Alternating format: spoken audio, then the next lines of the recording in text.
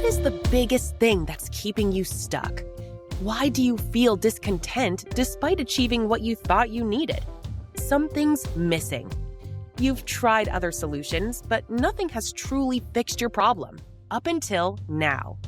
Download the 3 reasons you're feeling discontent and how to fix it fast at www.jedbrotherson.com and quickly create a clear roadmap that helps you find peace, clarity, and fulfillment.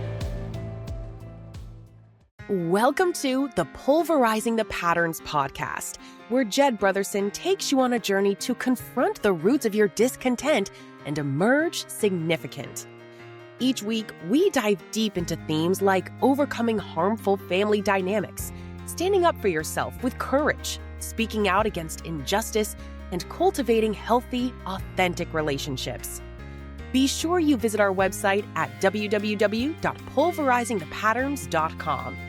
While you're there, subscribe to us via your favorite network. Now, get ready for empowering stories, expert insights, and actionable strategies that help you break free from negative patterns and create a life rooted in self-respect, clarity, and connection. Welcome to another episode of Pulverizing the Patterns, where we dismantle the limiting beliefs and unconscious behaviors that keep us stuck so we can consciously design lives that truly align with who we are. Today's guest is a rare blend of intellect, intuition, and intensity. Louis Kim is the founder and managing director of Usan Capital, a private equity firm grounded in values like principled equity and radical collaboration. But Louis is more than a businessman. He's a heart-centered leader whose personal journey through despair, healing, and self-discovery has shaped the way he leads lives and serves. From navigating the immigrant experience to sitting on the board of the Church of Direct Experience, Louis brings a bold yet grounded wisdom to everything he touches. Today, we'll explore how going inward into your pain, your purpose, your deepest truth is actually the secret to having it all. Louis, welcome to the show. Thank you. Thanks for having me, Jed. It's always funny when I hear those intros. You do a lot of things in life, but you never think of the context of all of them together. So every time I hear it, there's a little bit of me going, who's he talking about? Yeah. Yeah. Never all of those things at once, right? Yeah, absolutely. Absolutely. You are what you need to be for the things you're trying to support. So no, thank you. Thank you so much for having me on. I mean, we were just talking before we started how much the theme of the podcast really resonates with me. And I think it's such a beautiful place to be able to be on the other side of sort of despair and darkness, and to be able to now say, hey, you can get through, Yeah. And when you heard other people say it, you're kind of like, oh, you're full of it. Yeah. That's easy for you to say, right? Right. Yeah. When the storms are hitting, it's easy to say, man. It's easy for you to say. Yeah. Yeah. Oh, well, let's start with something personal. What would you say has been the happiest day of your life? Oh man. It gives me chills just even thinking about it. I use this day as such a moment of gratitude for me. And it's the day I got married. So my wife and I have been married 4 years now.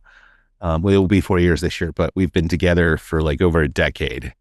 And it just, that itself should tell you where I was as a person. Like, I knew I loved this person. I wanted to be there and I wanted to be married. When I first met her, within like 6 months, I was looking for a ring, and then just a lot of life things happen, and you get in your head, and then all of a sudden you make decisions and you start questioning, and all these things happen. And so, when we got married, I grew up in the 90s, so weddings without social media were much simpler. There's a photographer came, and then they just took pictures and video and they left. Now there's all this stuff that's arranged for social media, and one of those things is a first look, which, I sound old saying this, but I wasn't expecting it. And so, what it is the photographer sets you up, and you, instead of seeing your bride for the first time down the aisle, you see them in a photo op, right? And so I have my back turned and I'm walking away, and I'm not expecting anything. And I turned around, and my wife was so beautiful that it was like, I was like, oh my gosh. I was in awe, and I got very emotional, and I started crying. I started getting teary, and the best photo is of me. The photographer caught of me raising my hand and kind of like wiping a tear here, and then my wife is buckled over in her wedding dress laughing at me. Right. So that's one of those moments. Seeing her face for the first time on that day was one of those things where when I need a moment of grace or gratitude, I think about that because there were so many emotions floating through. So yeah. Wow, that's powerful. And now if you contrast that with like what your darkest moment was and how did that moment reshape you? Yeah. There were a lot of them. There were a lot of them. This is probably, this is leading up, and there's one or two of them, but the one that I'll share with you that was really dark was I was so depressed. So I would sold a business.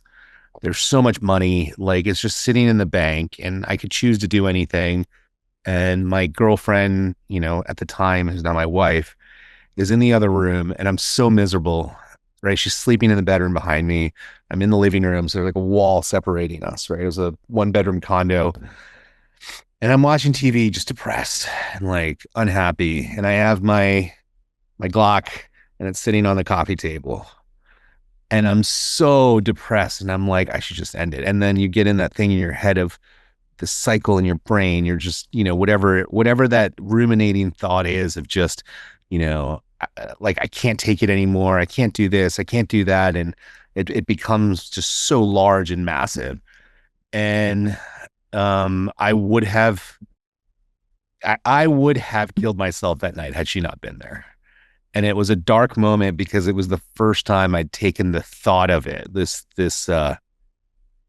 And I had attempted suicide in college once, and it was with pills, but in hindsight, I don't think I was actually really committed, right? Because I took enough to end up in the hospital, but clearly not enough to go, right? And it's something like, I think statistically, women have a higher percentage of attempts, but men have a higher success rate, right? Because most of the time when men do it, they do things like jump off a bridge, jump in front of a train, put a gun to their head, right? And so like they don't half step, right? Like they go fully into it. And so I'd actually put the gun next to my head and in my mouth a couple times, and the thought of her waking up and finding me was the thing where I was like, I just can't do this. And so I put it away, and that was probably, there were still months of bad days after, but that was the moment where you're just kind of like, Jesus, how close was I? And then just the thought of hurting somebody else in that way was something that I just said, I can't do this. Hmm. Yeah. What a powerful story. Yeah. I guess that's why I think I've never actually put those two things together. It's like the valley, and then it's like the yin and the yang, right? Why people get so focused on this notion that I don't want to feel pain. It was like, I'm sorry, being human, you will feel pain, right? Yeah. Mm-hmm. The key as a human is, what does that pain mean, right? Like, what is my experience of that pain, and what does it mean to me in the long run? And so it's really interesting that like that deep suffering is also what eventually put me in a place of such joy. Yeah. Yeah. As I was trying to put myself where you're at, in moments where I was there, I remember, for me personally, the thought that would ruminate was you're smarter than this. You can figure this out, dummy. Yeah. It was the dummy followed it. More punishment to myself, but it was always ruminating. You're smarter than this. You're smarter than this. You can figure it out, dummy. And it was weird when there was a lot of work that had to go through to overcome that whole dummy part, but there was this constant, well, it was an ache because I couldn't figure it out. No matter what book I read, didn't seem to, I kept studying, it's just like, you can figure this out. And I had nowhere to, I felt like I was running out of places to look. But yeah, it's a ruminating, repeatable. Yeah. I'm curious. I'm curious because it's just in that moment. It's so funny, here's the side of you that knows it doesn't want to do this. It's like, you're smarter than this. You're smarter than this. And then there's the other conditioned side of you that says the word dummy right after. Yeah. Right. Mm. So It's like, no, you can't, dummy. You've tried yeah, it. yeah. So you said you had to work on it. Did you ever learn if that voice was actually yours? Right? Was that a thought that was maybe imprinted on you by somebody else when you were younger, or did you just eventually work through it and it just went away? Or did you like come to a realization at some point that maybe it's not even your own voice? Wow, great question. You know, I'm going to mention Carolyn Mace again. Her work has helped me understand and be aware of how the energies work in the universe at a different level. So, and then understanding archetypal learning systems and different things. So, Yeah. an archetypal behavior I picked up as a child was creating those thoughts. Mm. And every time certain circumstances would trigger that archetypal behavior, then those thoughts just ruminate. You can do better than this. You're smarter than this. Like, Yeah. it just circles and circles and circles. Yeah. That's it's wild. It's wild the things that can get imprinted and implanted in us, right? Mm-hmm. I asked the question because for my own self, in my own journey of growth, learning, and healing, and I don't even use that word healing anymore, only because I think when you get to a certain point, you can focus too much on it. Yeah. And when you're ready for it, you got to switch it from the healing to growth and learning, right? Because otherwise you're constantly telling yourself you're sick, right? If Yeah. you're always trying to heal, then something's wrong. You're telling yourself something's wrong with you. And yeah, I think there's a point in the beginning when it's really dark and deep that in order to pull yourself out, you do have to heal, right? There's a soul sickness that you have to let out. But at a certain point, because I see it too in a lot of these spiritual places where people, they come back to the same thing over and over and over. And it's not a judgment, it's an observation of them where you see that they're not growing and they're still sort of stuck in the same thing. And so it's like they've traded one loop of pain into another one, but this other one has like this positive feedback loop to it. So they keep doing it without, moving on to the next growth place. And for me, that voice, what I learned, the two things that I found myself ruminating in my head was one, that I wouldn't finish anything. And then two, that I was a piece of crap, piece of shit. Right.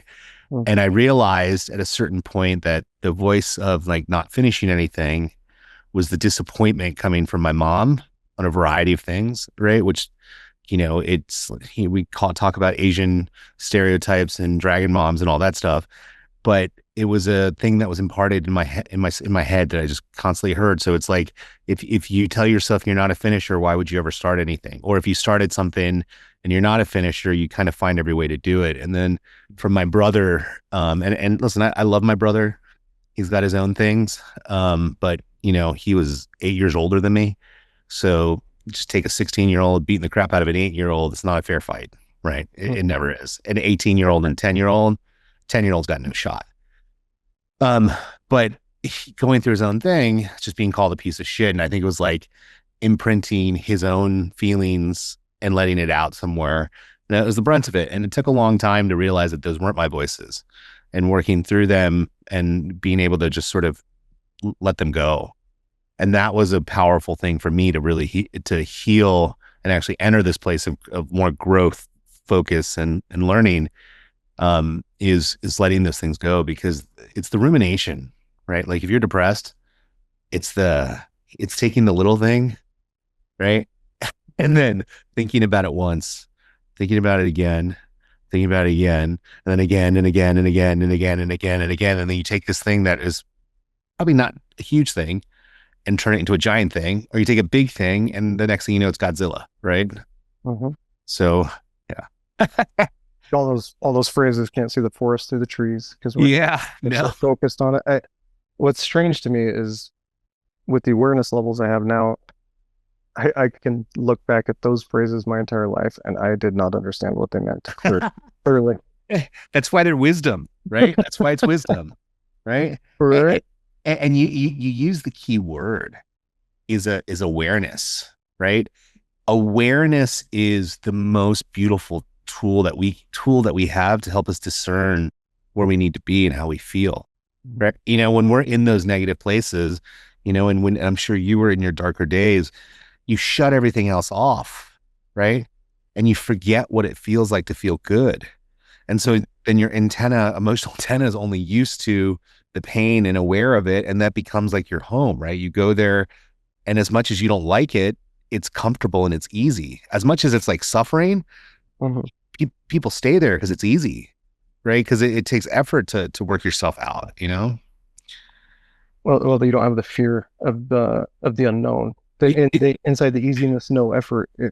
They're comfortable with, okay, I Yeah. can't get worse than this pain, Yeah, so I'll just stay right exactly. here in this pain. Exactly. And it's that beautiful oh my gosh, what is uh the the allegory of the cave, or the shadow in the cave? I forgot. I think this is Oh, yeah. Aristotle or Socrates taught the idea that like you've got a bunch of people slaved in a cave doing work, and that there's these projections against the wall, and then they're told that those are the bad guys essentially, and that it's the fear, so they don't ever leave the cave, but it's really just their shadow being cast up against there, and someone's manipulating this perception that this is fearful when all they have to do is walk out the cave and it's gone, right? It's that place, right? You get used to it, and it's like, it's suffering, it sucks, it's painful, but it's what I know. Right. Right. Yeah. Right. I forget the title of that cave story, and I feel that old archetype of dummy coming up because I've talked Sorry. about this with my friends a bunch, and I'm still like figuring out aspects of that whole story. Yeah. It's a great one. It's the whole part of ascension. Yeah. I want to just touch on one thing, Do it. because you use the word awareness again, and it really made me think of this, is that through my own journey of this this path, right? And I will call it a spiritual path because it's ultimately what it became. And I think it's because we are so, especially in Western culture, we are so attuned and focused on logic in the mind, right? Yeah. And we've bifurcated, like we've dissected, bifurcated away from the mind, the body, and that's why in the '90s they bring up the mind body connection. Everyone's like, "Oh my God, that's genius!" No, man, our ancestors talked about that centuries ago, right? Right. And I think we're gonna go back to that because there's too much technology, but our soul, right? Our soul, our hearts, the more we're in our bodies, the better we are, right? And the awareness we create with how we feel then helps us navigate the world in the way we're supposed to. And I feel that every person has a voice of greatness inside them, right? There's a greatness within every person that I believe is implanted in them. And you don't have to believe in whatever your faith is, God, you can call it the universe, the infinite intelligence, the ether, whatever it is, implants this in every person because we all have souls. And I think what happens is the noise, the cacophony of the world moves us away from being able to hear it. And I think when you go down the path that you and I have of growth and healing, and you start to evolve and you build the awareness, like you said, you start to be able to hear it. And it's that intuition where it just, you're like, I don't know why I got to go there, but it feels right, Yeah. you know? And I think it's in everybody. If we learn to really navigate the noise and filter it and get centered, I think every person can hear it and be great. And when I say great, I don't mean every person doesn't have to become the next great entrepreneur that invents Facebook, Tesla, Amazon, whatever. I mean the greatness that's unique to every person, and we've all experienced those people. I've had the fortune of having some people that are just the most amazing teachers, right? And I still remember Paul Burke from high school was an English teacher, amazing guy. And he was so phenomenal at just the way he taught that you were so interested in English literature. It was almost like he was a real life version, and a little bit less cool, more older generation version of Robin Williams from what was that movie, Dead Poet Society? Yeah. And that's how he was. But I mean, that was a guy who was great, right? That was a guy who's attuned to his greatness at what he did. And I think every one of us has that. No, I agree with you completely. You've spoken about business being deeply human, born in boardrooms, but through personal trials. Can you share how that concept led to the creation of Use on Capital? Yeah, so I'm an entrepreneur by heart. I grew up in an entrepreneurial family. I was the fortune of being taught the entrepreneurial spirit and then really diving into it. And Yeah. my first job was working for my parents when I was 8 years old, running a lottery machine.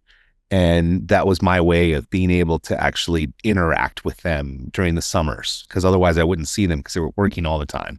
And along that path, it really just the things you pick up as a child, right? Your brain's a sponge, bits and pieces, learning about these things. And this is all, this thing that we call capitalism is a beautiful, amazing vehicle to create wealth and to create innovation, opportunity, but it's not going to solve all society's problems, right? That's the job of government. And government and capitalism are supposed to work together to provide and create the society you're supposed to. And we've moved away from it because the focus has been so much on just money and equity and the growth of capital, right? The capital itself. And my background is not coming from finance or Wall Street. And so I know I'm very different in what we do and how we come about and how we're doing this, because we're looking for particular types of investors that understand that the most important thing for me, in order to protect an investor's money and grow and create outsized value, I need to deliver to the end consumer. And by doing that, it's a very human thing to do, right? It's about improving people's lives and making them better. If you do that and you become ingrained in people's in their day-to-day lives, you truly create something that is forever, right? It's durable. People hold on to it, but you do it by continuing to improve and enhance, right? What happens in our country, a company goes public, and most companies start to focus on the quarterly shareholder return, shareholder value, because technically that's their duty. But if you look at some of the greatest investors and some of the great companies that are durable, their focus is on the people, right? It's your customer and your employees that you got to focus, and you really got to lead, and you've got to give them the autonomy, and you've got to give them the spirit to want to give back and perform, because at the end of the day, they're the ones out on the front lines bringing that money back in for the company to continue to go. And I think the pursuit itself of entrepreneurship is a very innate human thing. I think it's no different than the first groups of hunters who had to go out and get food, right?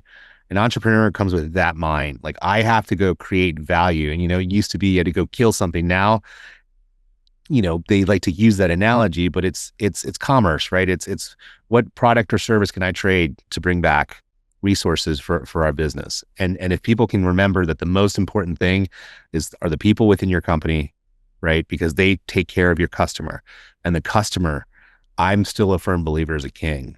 My parents had a liquor store on the border of DC in Maryland during the late 80s, early 90s, during the crack epidemic.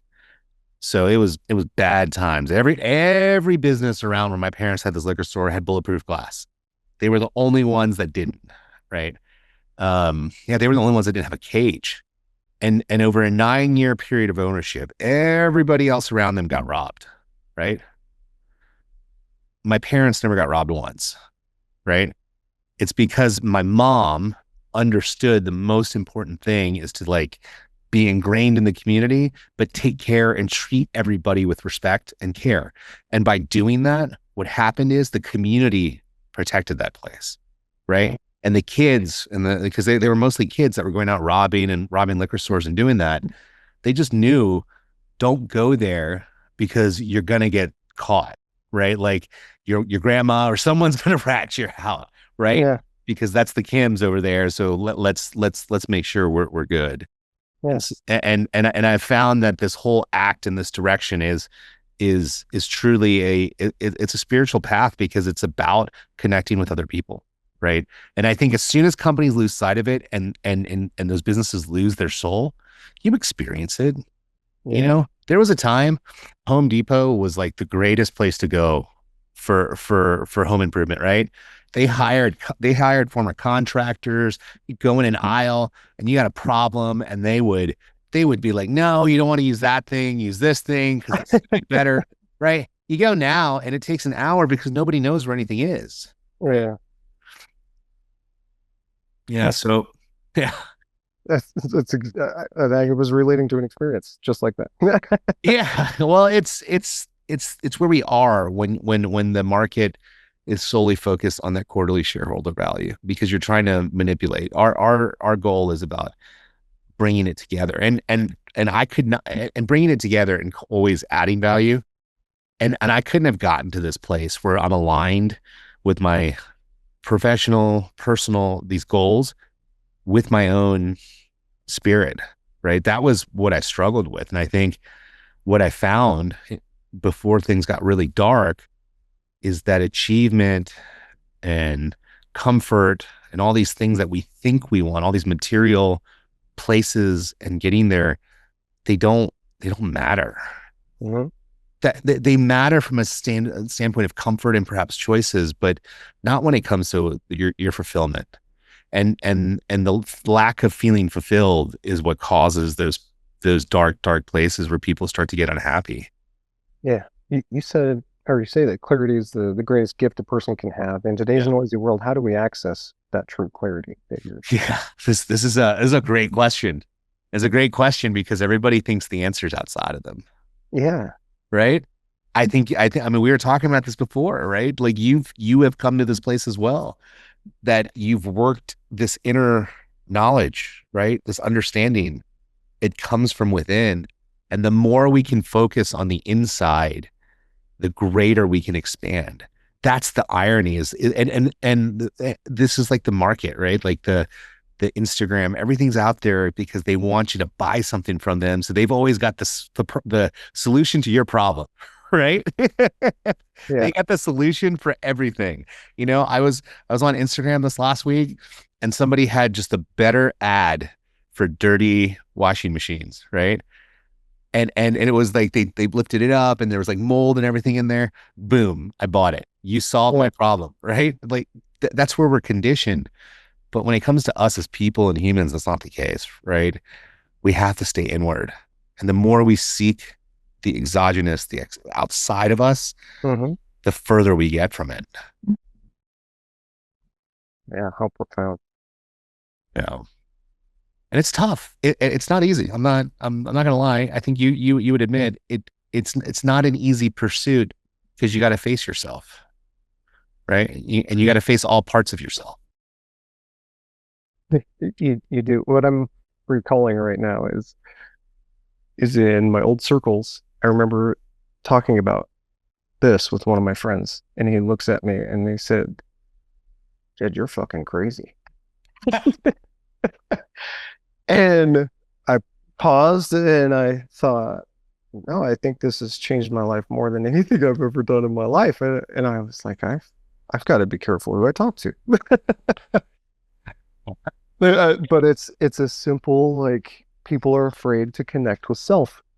Jed, the person that was like suicidal on the couch would look and talk to the person I am today and would genuinely say, that dude is crazy. Right? Yeah. Things he Yeah. say is just crazy. I don't Yeah. get it. He's nuts. Yeah. Right. But if I I've got got a the look choice, for it. exactly. Exactly. Mhm. If I have a choice between perceived things going well and miserable inside and ready to put a gun to my head and telling myself I'm sane versus Yeah. how I feel today and Yeah. people calling me crazy, I will take this, any day of the week, right? Any moment of the day. You know, Right. it's Yeah. it's going back to what you said about awareness, right? It's what you feel, Yeah. and once you're aware, it's so easy to move towards the things that make you feel better, right? Right. And you don't have the fear that you had Yeah. to Yeah. move towards them in the first place. Yeah. Yeah. Yeah. Cause it's leaving the home, maybe it's our soul's way or our spiritual way of leaving home, whether you join the military or go to college. It's that feeling, right? Where, Mhm. where your spirit's like, all right, I gotta leave this crappy feeling. I don't know about this over here, but you got to be brave enough. You got to be courageous. Right. You've described plant medicine as a major influence in your own transformation. Can you share what that journey has taught you about purpose and presence? Yeah. Because that same guy, if he told you, if he heard the things that I've experienced through those journeys, and I said that to him, he would call 911 and have them take me to the insane asylum, because the things that I've experienced in those ceremonies has been profoundly impactful. Yeah. And I'll share this story with you because it's the reason that I first went and tried ayahuasca for the first time. Um, I'd heard this, and I don't even know the origin. I've tried to find it, but for all I know at this point, it could be an ayahuasca urban legend. But there was a story that I heard of a Marine deployed either Afghanistan or Iraq who was just came home and it was miserable. Life was broken. The typical story of PTSD gone bad, right? Just can't function, alcoholism, drugs, erratic behavior, all that stuff that's happening. And he goes and has an ayahuasca ceremony. And what had happened is um, he was in a Humvee. They go over an IED, blows up, everyone dies. The guy next to him is his best friend, right? Best friend, he's deployed. And like he looks over, he survives, right? So there's all that survivor's guilt. But then he sees his friend's body just totally mangled, right? And he just he can't process that. Listen, that's what we ask veterans to do, young men to go out and do, is deplorable, right? Like to see and experience those things that we as people are not supposed to see, right? And so he had apparently gone through that and seen it. And then he went and had this ayahuasca ceremony. And what had happened in his vision, he had a rough night of purging, letting it go. He comes back and he relives the whole day over again from start to finish, right? From leaving, I guess the base or the compound of wherever they were, everything in just the whole thing. And then explosion happens again. They were singing some song or something, right? They're singing a song, which apparently Marines do when because they don't put radios in the Humvees, right? And so he's sitting there singing the song. It goes off. He looks over, and his friend is there, but instead of this mangled guy, it's his friend the way he remembers it. And his friend says to him, "Hey, don't worry about me. I'm fine, right? You're meant to stay alive. Like you're meant to be here. You're meant to do that."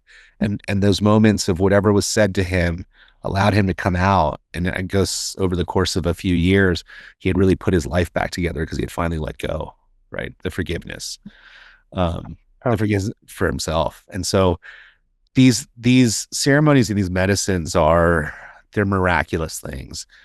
I would say that they are, I, I joke and call them like a cheat code or a shortcut, but you can't call it a shortcut because the shortcut would imply it's easier. It's not. It is very difficult. And it's difficult because of our minds and the way we perceive things. But chemically, um, these medicines do things to our brains that allow us to shut certain parts of it down and then allow other parts to heal and grow, like actually like the default motor network. So you see the default neural network, default motor network, where our brains and communication, those things are occurring, and it literally starts to rewire those things as you're going through it. It's I've had so many amazing experiences through that process that, I've found myself now on the board of a church where, the Church of Direct Experience, we go by code, where our intention and our goal and our mission is to create a safe, secure, and supported environment for people to go on their own individual spiritual journeys with these sacred plants. These plants that have existed for millennia that offer these opportunities of growth and most importantly healing when it's needed. That's powerful. Yeah. And this is And sorry, this is a guy, Jed. I spent before the bottom of where I was. I'd spent 4 years, 5 years almost in psychotherapy with a very he's a very published psychiatrist, and I have utmost respect for him as a person, for who he is, and what he does. But I believe that sitting in a room with a therapist continuously talking about something and not moving forward with it is not helpful for me. And I was on every different drug. I think my darkest moments the year before were preceded by a cold turkey cutting off of Adderall. I was on Vyvanse and Adderall together, which super powerful combination. And then I was on SSRIs, and then I was on muscle relaxants because I couldn't sleep, and then sleeping pills. So it's this cocktail, right? It's you go and it's like, well, I don't feel very happy. Here's one pill. Well, that makes me feel this way. I can't function and my brain doesn't work. Well, you obviously have ADD, so here's this thing. Screen. You just gave me meth, and then it's like this, and you go and you go, and at a certain point, when there's no benefit and your life hasn't changed, I just said screw it, and I quit it all. I threw them all away, and that was the beginning of it. But I'm pretty sure if I look back, the darkest moments came just after that, because I'd been so, riding high, especially when you're on two different forms of Adderall, essentially. Like you think you're indestructible. Mm. And so then to find myself in this other place with what we call drugs, that these tools that have existed with our ancestors forever, I think you're going to see more and more of this coming in to the mainstream, because there's such benefit. And the people that I see that come to our organization, there's no pattern other than the human race, right? Like race, creed, weight, hair color, gender, all of that. It is such a mix. Yeah. But every one of them comes with the same intent, which is they are seeking something greater, and they're seeking something deeper. And it's usually because there's some sort of pain they're trying to let go, overcome. Yeah. I wasn't going to share this experience, but I'm going to share it with you. And so I tried ayahuasca 3 different times, and I would say I didn't really have profound experience any of those times. But Yeah. reflecting on the experiences, each time I was getting a more firm message that I wasn't taking care of my body, and I needed to eat better, fuel it better, Yeah. take care of it better in every way. And the third time, like, as I reflect on it, I can think that I was almost trying to repress this overwhelming feeling. It's like, you have been filling your body with trash, and I still eat sugar and candy and whatever. But Yeah. I was 300 pounds and unhappy, and I mean, that's over 100 pounds ago, and it was really like nothing. There's no visual anything crazy. It was just in the morning. We're all standing around there talking, and it just felt this deep impression. It's like, you need to take really a deep assessment of what you're putting in your mouth. I would say you had a profound experience, right? Yes, exactly. So Right. you're saying how like It's people are afraid of these things. Like, yeah. nothing happened except I had a wild, Yeah. profound, deeply transformative, not a voice per se, but like, you need to take better care of what you're putting in your mouth lesson. It can, and this is the thing with these plants is they ultimately, what's happening is still inside of you, right? Yeah. And so this is the beauty, the grace, whatever you want to call it. The way it sort of moves through each person is so different. And we call it the process, but everyone processes things differently. And so some people will just be there and they look like they're sleeping the entire night. And the next day you talk to them about something, and whether it's through ayahuasca, mushrooms, and then we have our own sacred plant that we serve, this mixture called Rosa Divina.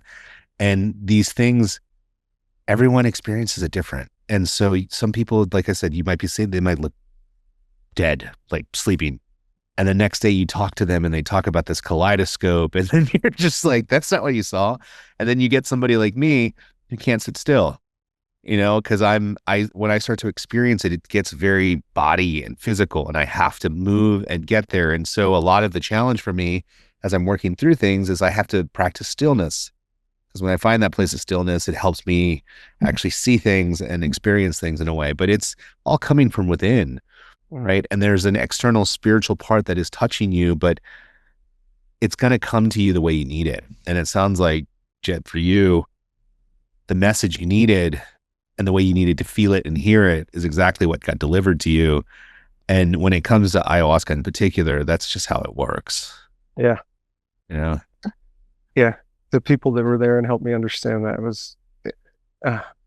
it's amazing how it works. It's just, you get the lesson you're ready for. Yeah. The one you can implement. Yeah. And it's everything is just like that. These plant ceremonies, these sacred ceremonies that I'm involved in, but also, we go do a course. I'm a huge Tony Robbins student and fan. And so when you go do one of his events and you learn something, go do it 100 times. But if you don't implement the things you learn, it was really just entertainment. Right. Right. And so it's coming home and integrating. And clearly with your body, you came home and you took that lesson to heart, right? And you made changes and it improved your life. It did. But, that said, I get thinking that there's probably other, as you were talking about it, rewiring our neural network, neural connectivity. Like there's so many parts in this journey that could be working behind the scenes. Like everything's changing all around me all the time. And it's an amazing thing. Yeah. Sorry. I like how you bridge this narrative of strategy and with all these experiences. And how do you bring all this to your team and your clients that you serve? How do you help them with this? It's really I feel my superpower in life is connection and observation. And it's the ability to see people where they are and where they need to be led. That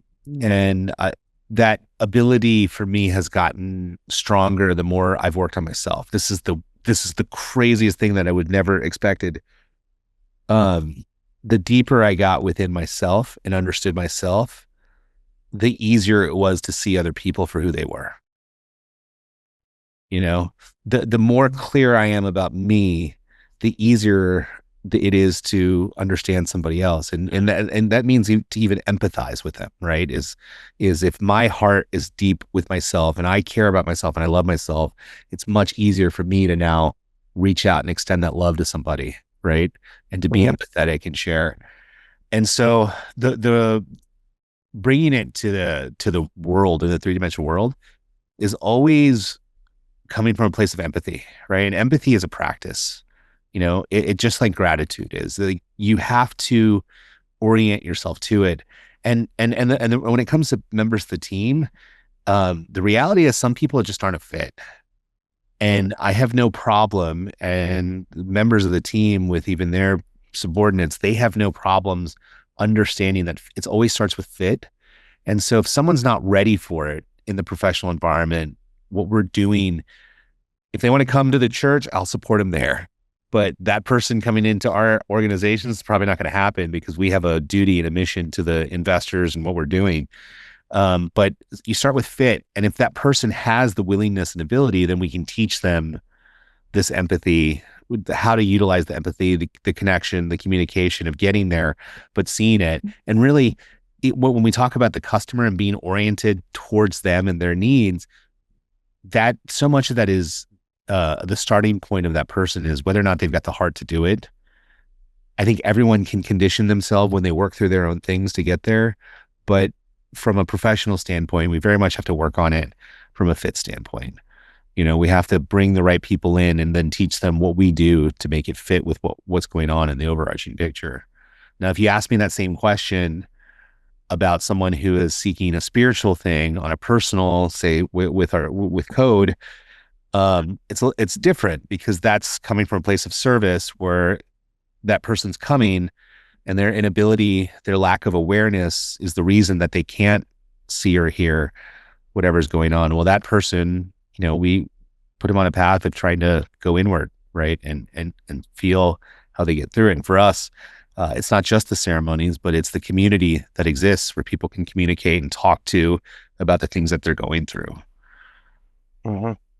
Yeah, I would agree that that has been my experience through the journey as well. The more, because it was hard for me in the beginning to go inside, but the more that I developed that, it was so much easier to not judge, to be in observance, to interact with others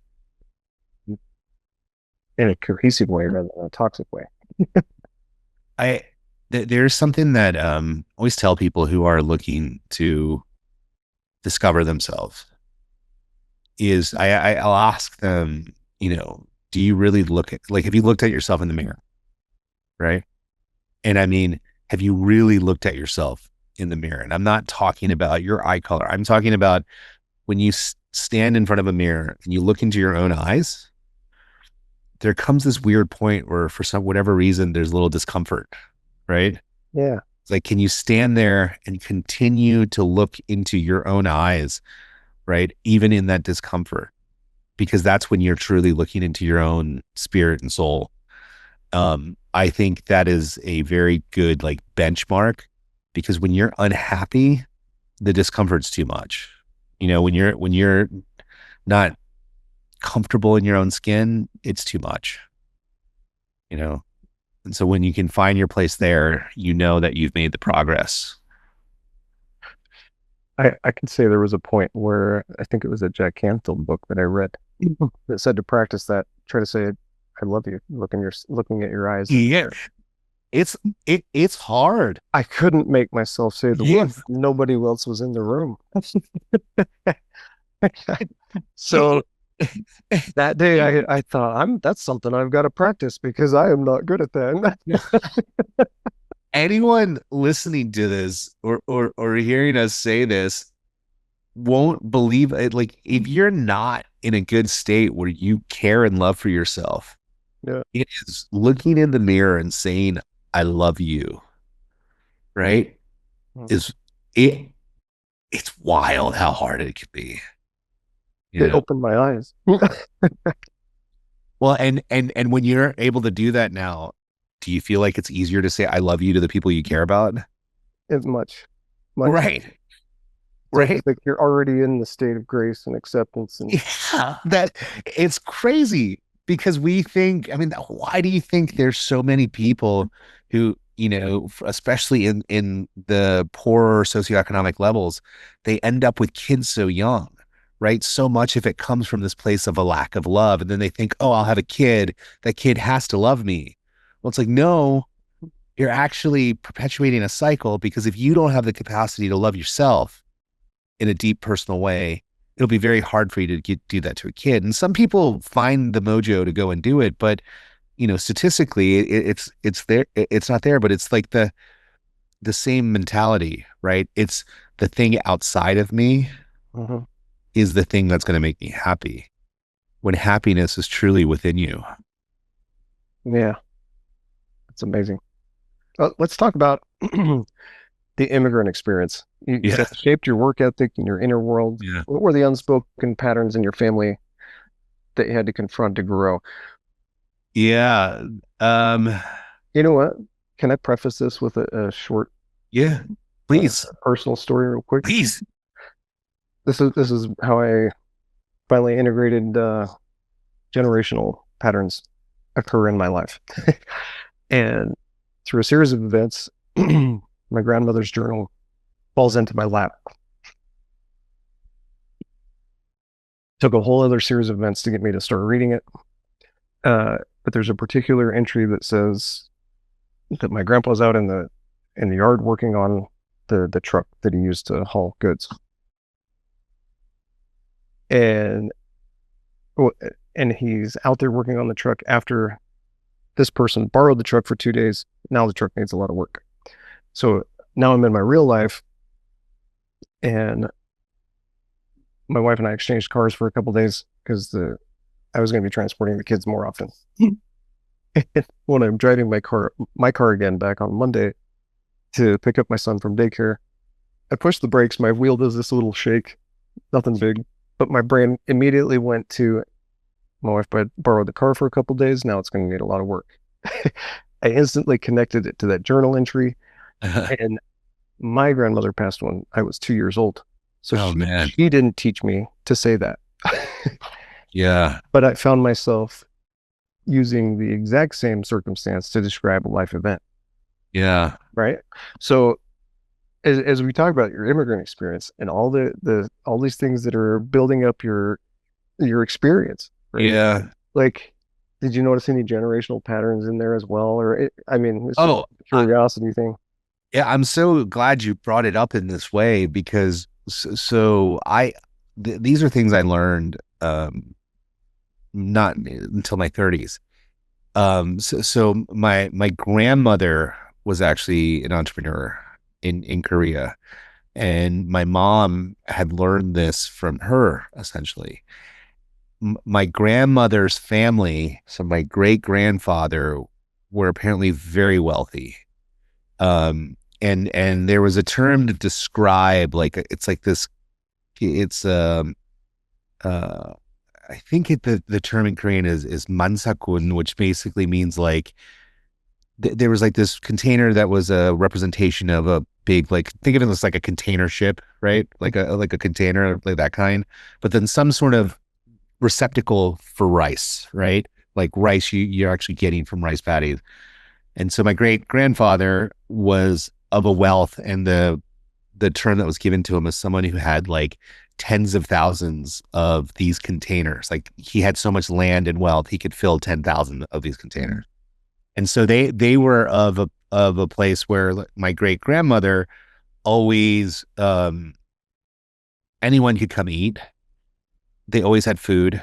And so even the homeless and the people who didn't have anything to eat could come and at least have a meal there. And it was a very regular thing. And my mom would tell me how great and how loving her grandmother was. But so that was my great grandparents and their background. My grandmother ends up marrying someone who turns out to be kind of a thug. And under the Japanese occupation of Korea, a lot of things were taken from people who had means and wealth, right? And so my great grandfather was then murdered. Everything was taken away from them. And then my grandmother was in this rough place because she had married someone who was a thug. They have my mom, and he also eventually dies. And then she goes through the Korean War by herself. And there are all these things that happen. But in one of my ayahuasca experiences, I met the spirit of my great grandfather, and I experienced this pain that he had of the injustice of what happened to his life, because he had been such a good person, right? And his whole existence was, doing good things, but it met such a tragic end. And I didn't believe any of it, Jed. I was like, this, and genuinely driving home after that weekend was saying, oh man, I was just tripping balls, man. That I don't know what that was, right? But I didn't see a face. It was more of a presence, right? And a feeling, right? Didn't say anything to me. And I go and I start talking to my mom a couple of months later about this. And I'm just asking her, because, I can't tell my, she's in her 80s to say, hey, I went and I drank this Colombian drug and I saw your grandfather, right? And so I'm having a conversation with her, right? And just saying, hey, what did he look like, And she's like, oh, he was he was tall and slender, and this is what I saw. And then I asked her, I was like, did he wear a hat, right? And she's like, yeah, he always wore. There was this a yanban in Korean is kind of like a would be considered like a not quite a lord, but like a gentleman. Like in Old English society, it was someone of stature. Mhm. So there's like this round traditional hat. And so apparently he would wear that all the time out in the fields. And when this presence came to me in the experience, it was a tall, slender figure with this hat, right? This round hat, Uh-huh. right? It was a shadow, so I didn't know what kind of hat it was. I was picturing more of like my experience of like a Western sort of whatever the hat was, but it was wild. It was wild to hear that, and I think in that experience, we really we connected to that to the past, and I think part of my mission in and spiritually where I am with what I'm doing is sort of rebuilding what was lost. And I say that in the highest spiritual sense, not in like a literal sense, in that it's almost if you think about, I almost think about the Russian Tsar. Was it Nikolai that the The last Russians are. yeah, the one that was the daughter was very famous, Anastasia, is that right? Mm-hmm. I think you're on the right track. I Yeah. hesitate to say the right name.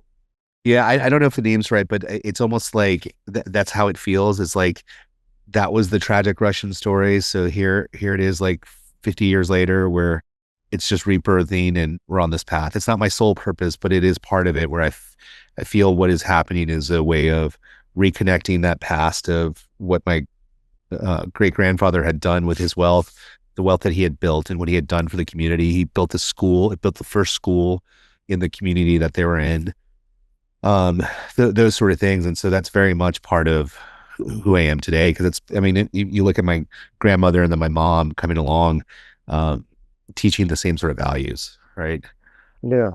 But to say that in those medicine paths, I found myself healing that pain and releasing my great grandfather of that feeling of injustice. Powerful. And it's something that the dude on the couch with the gun on his coffee table would have been like, "You crazy, man." Yeah. Yeah. Outside, it's a completely different experience. Yeah. Yeah. Yeah. Man, that's exciting. I'm excited for you to have that experience. It was it was the all of these ceremonies and these medicine experiences, the ongoing saying is you never get what you want, but you always get what you need. You Like know? like the song. Yeah, it is. It is. I mean, it should be the theme song of these sacred ceremonies because it happens. Someone Yeah. comes and they're like, I gotta do this because it's this the whole discussion's been about the inward journey, right? And the actual thing that's troubling us over a long period of time, we've got to find ways to cope with it and deal with it. And so we put other things on top of it. And then eventually the thing that we're pissed about isn't even the issue, right? It's the surface issue that allows us to cope with the deep inner issue, Yeah. and get by. And that's where, you in your own journey, like once you went inside and you start peeling it away and you're like, oh, I'm not actually mad at him. I'm mad about this. Right. I mean, there was a point I remember I had this conversation with a friend that I mean, today it's crazy that I'm telling you about this, but Jordan Peterson had this video I was listening to, and he's like, when you get down to that point, at the very bottom where you're ready to be rebuild, he's like, you might be one pathetic piece of crap. And I thought about that, and I was like, I guess if we just accept that's the level that I'm at and move up, then there's no more like, well, I don't want to be a pathetic piece of shit. It was in the context of that speech. It for some reason allowed me the grace that, like, you know what, it's just accepting responsibility for where we're at. And It is, it's what you needed in the moment, right? yeah, Like, yeah, it's but it's also what everybody needs. Perhaps the language for some people of feeling a piece of crap may be off-putting, but what you were was you were real and raw with yourself, right?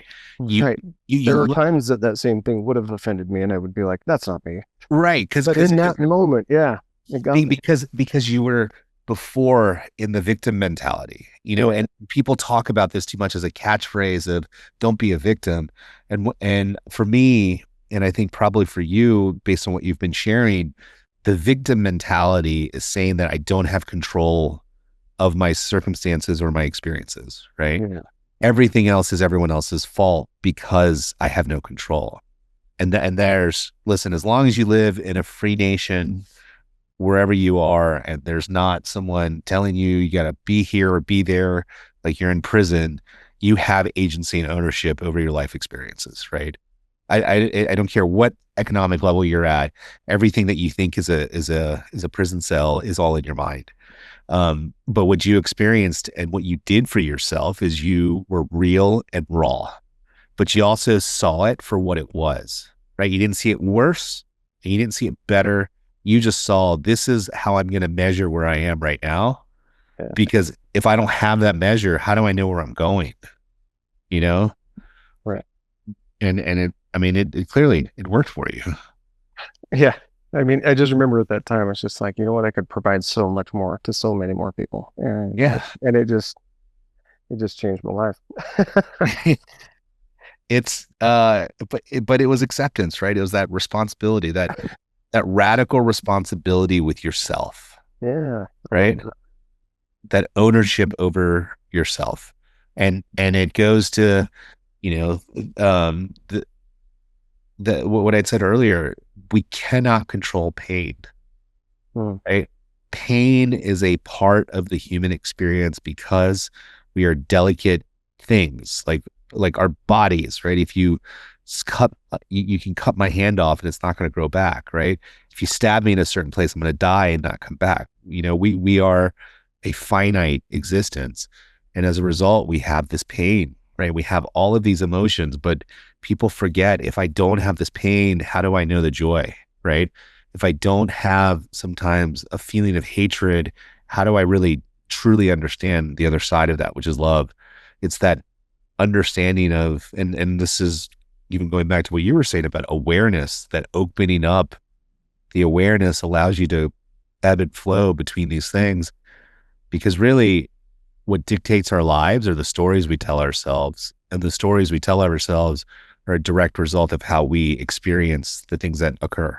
If I feel pain and I believe that this thing is the worst thing that's ever happened to me and I'm going to end my life, then that's one way. But if I experience pain and I say to myself, this is something that is making me stronger, I'm going to come back from this and I'm going to create meaning and purpose behind the pain I'm feeling, that's something else as well. It's something completely different. As you're mentioning the pain, like if the body has pain, I know in parts of my journey, I've gone from having x-rays that tell me certain back issues, like degenerative disc disease, where there was pain associated with that. And then fast forward to today, I don't have an x-ray that shows that I don't have it, but I don't have that pain anymore. And as I was learning where our focus goes, our energy goes, or, and if we Energy ruminate flows. on it, energy Yeah. flows is what I meant to say. Yeah. But just how we were talking about creating a reality, if I keep focusing on this pain won't ever go away, or it was just always constant, this pain kept coming into my awareness. And the day I remember that shifted for me, I was just like, well, what if every time that pops in, I recognize that's not me?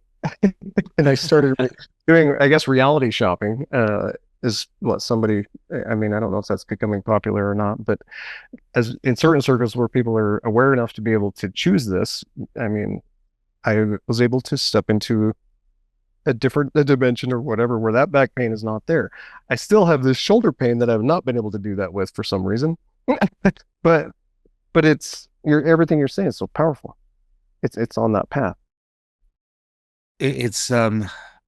You gave it a different meaning, right? Our brains don't know the difference between I was saying this to someone the other day because they were so disconnected from just embracing this notion that they were creating with their own mind what was happening, right? Our hands, our nose, our toes, our feet, like these are all in the world, right? Even Yeah. our eyes, right? Our eyes are physically out, they're in our body, but they're in the world. Our brain is inside of our skull, which is trapped behind darkness and fluid, right? Ah, It is interpreting everything that's happening around us, right? So there's no, it's, if you think of it as like the computer, that's the processor that's hidden. So our brain never gets to experience reality because it doesn't exist outside here. So everything's fed to it, right? Our smell, it's a sense, right? Our taste, it's a sense, and it's all an interpretation, yeah. right? And if you think about, if you're in a bad place, how are you interpreting your life experience to create these emotions, right? Because every emotion we have in our body comes from physical movement or physiology. Tony Robbins loves to do this in his like his big stadium program, UPW, where he talks about depression. And to a T, everybody will say it because he'll just ask the audience, if you're depressed, how do you stand? Right. Yeah. And are you standing straight or are you slumped? Well, slumped. If you're depressed, do you speak loud or soft? You speak soft, right? And it's all of these things that we do. And so when we get to those places, what we forget is that we're creating the cycle, right? Like I mean, Jed, this is the first time I've said this to anyone out loud in a recorded format. So I'm almost afraid to say it. But when I was depressed, man, I was in a bathtub. We'd sold the business, literally millions of liquidity sitting in the bank, waiting to be deployed. I was so depressed. I was watching movies on my iPad in a bathtub, ordering DoorDash, gaining weight, and I was too lazy to get out of the tub to pee. Right? That's how unhappy I was. And in hindsight, what I needed to do, it was never going to get better by me staying in that place, watching this, ordering more food, waking up, going back in there. What I needed was to get up and go for a walk outside in the sun, right? Or go meet with somebody, somebody like a Jed who's got a big heart where I could just sit and talk to them. I have to talk to him about my problem, right? He could just tell me about what's going on in his life. Like those are the things that we have to do when we're in those dark places, because what we don't see is we are physically recreating those patterns over and over and over and reinforcing it, which then makes it even stronger and stronger. And then we get to a place, it can't change. It's too hard. Well, you did a pretty good job of making it really strong, Right. Dude, I love the way that you tell your story. This is so much depth to it. Oh, I don't like thin slices. I'm telling you, I don't like thin slices. It's the same thing we do in our business side too. When we go do due diligence and we go in, depending on the kind of business or operations, there's a 99% chance whatever we've done, even before we get into a place where we're contractually obligated to buy or acquire something, we've probably been through some form of the life cycle of a customer Yeah. before they even know it, right? Yeah. Because we want to understand what their processes look like. We want to get there, you know. I think true for me, a truly fulfilled life is getting to the deep, to the core. You know, Right. Jed, I went from that place of being so unhappy that I would not get out of a bathtub watching God, I think I watched like, I think at least half a dozen TV series from start to finish for like 6 seasons. Cause it was probably a year and a half of doing that. um, to a place now where I know my part of my mission in life for myself is to live such a bold and vibrant life that I love saying this to people. And some people are like, oh, that's kind of gross. But I like the analogy of it is I don't want just the steak or I want the bone. I want the whole thing. I'm going to suck on the bone. We're going to gnaw on the bone and I want the marrow too, right? Like that's how deep I want to go, right? I want the experiences I have to be filled, passionate, and I want to get to the core. Like I want all of it. And I don't think I would have gotten here without all of that time I'd spent suffering. Right. I agree with you wholly. And Yeah. I love the presence that you hold when you speak and the way that you relate. Like it's I appreciate it it. speaks that you have walked the walk. Yeah. Tell me who the most influential person has been in your professional life. How'd they shape your vision? Um, Professionally, in my 40s, I have no problem saying this now, but it's definitely my mother. Um, in my 20s, I would have hated the idea of being called a mama's boy, but I can't control where the source of the wisdom comes from, right? Right. And the primary lessons when it comes to business she taught me, one, the most important is the customer, right? Take care of the customer, love the customer, you know? Hmm. The second thing is take care of the people. My mom through the years always took care of her people. In fact, we used to get so mad at her. We were so stupid and ignorant as teenagers because my mom would hire other immigrants that weren't Korean that didn't speak English, right? Mm-hmm. Why don't you hire someone who speaks English, Mom? Well, probably because my mom doesn't speak English that well, right? But she also understood hunger. Mm. And so she would find people, maybe they didn't speak English, but they were freaking hungry. Mm. And those people recognized the opportunity my mom was giving them. So they would just kill for her. And I'd have to say at least a half a dozen of her former employees through the years, maybe even close to a dozen, eventually ended up becoming their own business owners, right? They're nothing other than spending 8, 9 years around my mom, right? Yeah. Seeing what she did. The last thing that she taught, which was so incredibly prescient and understanding, is this idea of cash flow, right? Ensure that you have healthy cash flow. So it means being conservative with how you spend, don't overreach for certain things, but you can pursue growth and go out there without having to bet the farm, right? And so those are some of the most valuable lessons, and those are things we take into everything. Start with the customer, take care of the people, and ensure that we're running numbers in such a way that we create a healthy margin. Because without that healthy margin and that cash flow, you can't do anything. It's the lifeblood of a business. Yeah. Ah.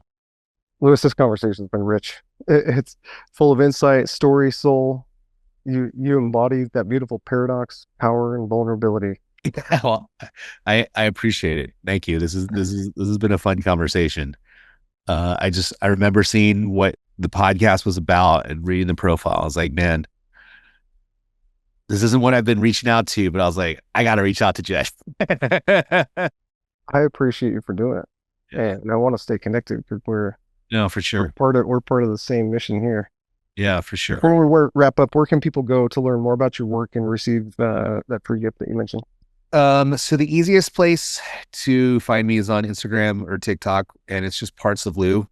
It's my homage to Anthony Bourdain's Parts Unknown. He's Okay. definitely, as a narrative storyteller, there's a lot.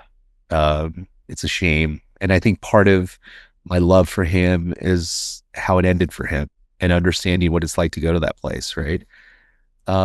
You can also find me at our company website, which is usoncapital.com. And then this is something that part of my mission is I want to take, as my firm has grown, I want to teach other people to go out there who are in the professional field to buy their own business and go down this path of fulfillment through their work. I think too many people, especially people that are, I think we're around the same age, that come from that Gen X era, we basically were told, here's happiness to life. And then we went and did it. And then we got to a certain age and we look back, we got kids, we got all this. And it's not that we're unhappy, but we're not filled because the way of life has changed, right? And I think there's an opportunity for me to help and teach a lot of people who are in that place become an entrepreneur, because it isn't just about the money, right? I will teach you how to go down the path, make money, but do it with purpose and do it with mission in such a way that you will be fulfilled on the professional side of things. And so that's just theownerspath.com. Theownerspath.com. Yeah. Well, we'll include those links in the show notes as well. If this conversation has sparked something in you, I encourage you to go deeper. Visit Lewis's website, explore his work, and most of all, start your own journey inward. Lewis, thanks again for your time, your wisdom. Thank you. Thank you very much, Jed. Thank you very much for having me on, but also thank you for coming up with this podcast. You're definitely the right person to be able to sit in that seat and share his story and the stories of others in the way, because you've been there. I appreciate that. Thanks. Until next time, keep pulverizing the patterns that no longer serve you and step boldly into the life you were meant to lead. Thank you for tuning into the Pulverizing the Patterns podcast, where Jed Brotherson takes you on a journey to confront the roots of your discontent and emerge significant. Remember to visit our website at www.pulverizingthepatterns.com and enjoy even more great episodes like this one. Again, while you're here, subscribe to us via your favorite network. We look forward to seeing you next time on the Pulverizing the Patterns podcast.